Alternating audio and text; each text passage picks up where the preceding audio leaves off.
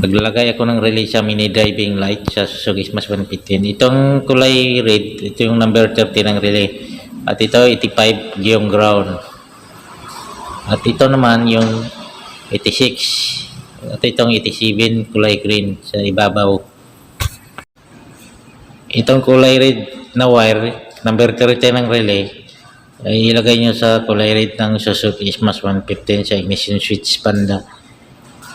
Pero mas mabuti kung ilagay nyo sa battery. Itong number 85 ng relay, yung kulay yellow na yan, ay ilalagay nyo sa ground. Ang kulay ground ng Suzuki Smash 115 ay black-white ang kulay niya sa wire. At itong number 86 ng relay, sundan nyo yung wire. Dito, ilalagay nyo sa kulay orange accessories wire ng Suzuki Smash 115. Ito namang number 87 ng relay, yung kulay green na yan sa ibabaw.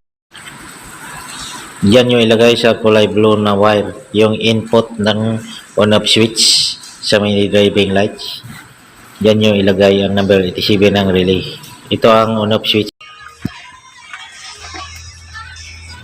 Yung kulay black na galing sa switch ay ilalagay nyo sa kulay red patungong ilaw. Yung kulay red na yan sa mini driving lights ay kapag nakailaw siya ay color white.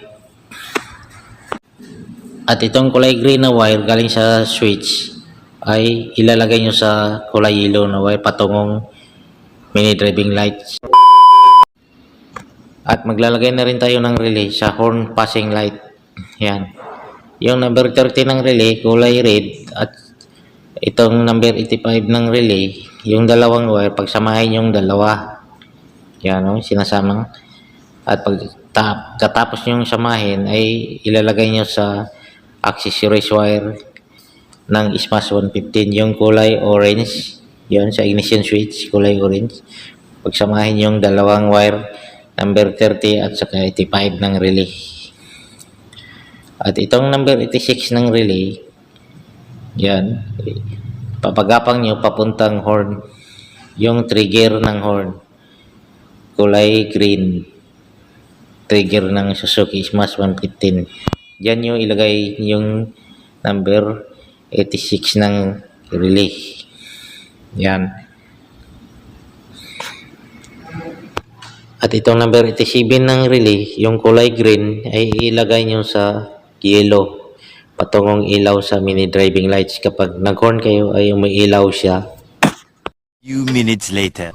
Iyon na natin ang susi ng motor at i-testing na natin kung gumagana ba ang ating mga ginagawa.